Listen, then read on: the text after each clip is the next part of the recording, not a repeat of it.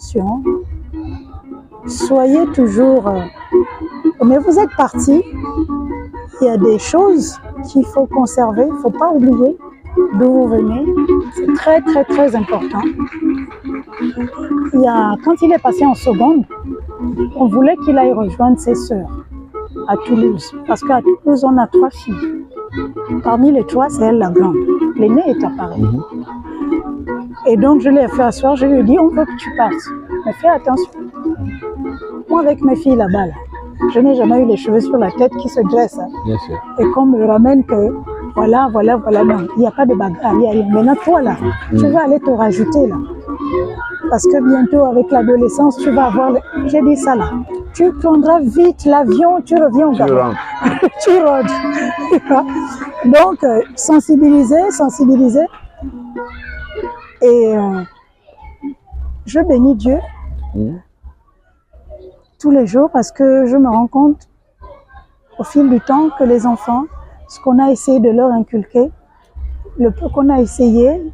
Mais c'est exactement ça. Voilà. L'éducation, en réalité, pour lâcher les enfants dans la nature, la véritable richesse, le véritable potentiel qu'on peut leur donner, c'est l'éducation.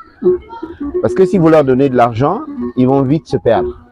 C'est l'éducation seule qui peut effectivement faire en sorte qu'ils s'en sortent là où ils sont. Moi, lui il est mon dernier, mais j'ai des filles, j'ai fait des filles. Alors, ma première fille, elle est allée en France. Elle est rentrée au conservatoire de région de Bordeaux parce qu'elle voulait absolument faire la musique. Vas-y. Elle a passé. Parlait la dernière fois. Voilà. Mais alors, elle se retrouve là-bas avec sa grand-mère, c'est-à-dire la sœur aînée à la mère de mon épouse. Elle s'est installée en France, elle est vers Nantes là-bas, au Sable d'Olonne. Donc, elle a des enfants. Mais quand ma fille est arrivée, elle lui rendait visite de manière régulière, puisqu'elle est à Bordeaux et sa grand-mère est à Nantes.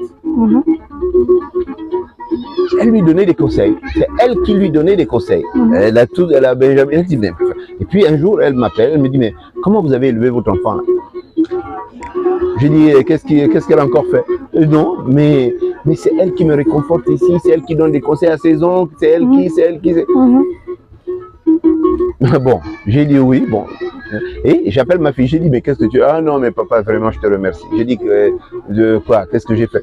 J'ai dit, non, mais tout le temps que tu as passé à me donner des conseils, mais ces conseils-là me servent ici. Mais je deviens, c'est comme si j'étais un extraterrestre devant tout. J'ai dit oui, mais c'est ça. J'ai reconnu que effectivement, j'ai passé mon temps. Il y a des moments où on rentre en voiture, on est dans la cour de chez nous et je suis en train de lui parler. Elle s'endort même. Et voilà, c'est ce qu'on faisait. Donc,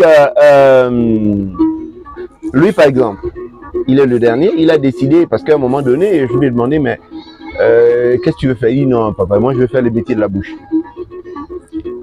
Mais il ne savait pas qu'il avait ce don-là. Mais encore que non, il le savait déjà parce que il a commencé à jouer, il avait entre 9 et 10 ans.